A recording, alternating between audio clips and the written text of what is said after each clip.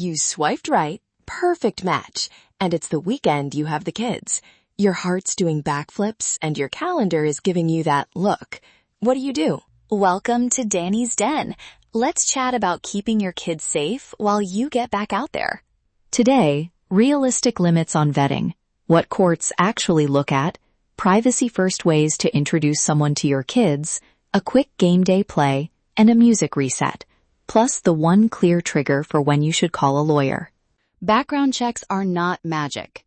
They can pull up indexed convictions and civil records, but that's not the whole story. And remember, social media is edited. It shows what people want you to see. Look, red flags are smaller signs you should pay attention to. Inconsistent stories, evasiveness about basic facts, or violent language. Deal breakers are different. Deal breakers are criminal history involving violence toward kids or animals, active restraining orders, or anything that suggests your kids would be unsafe.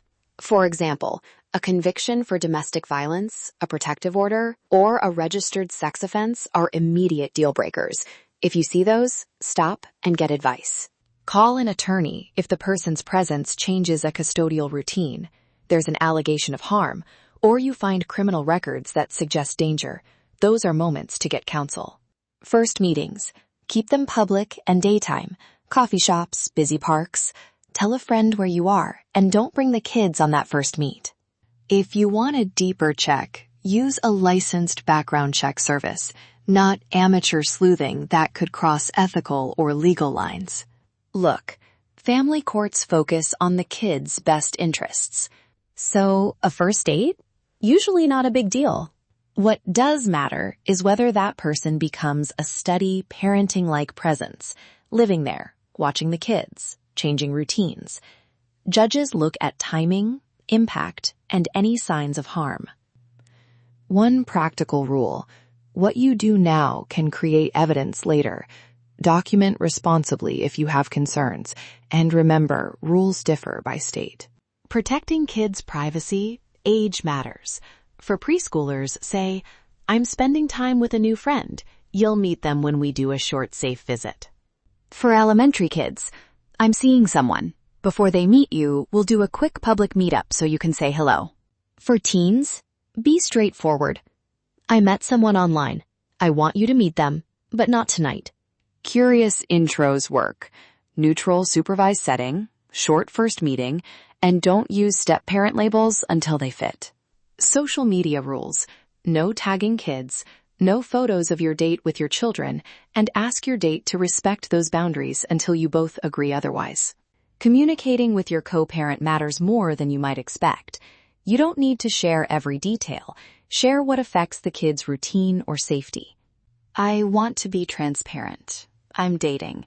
I'll let you know if this person will be around the kids, and they won't be alone with them until we agree it's appropriate."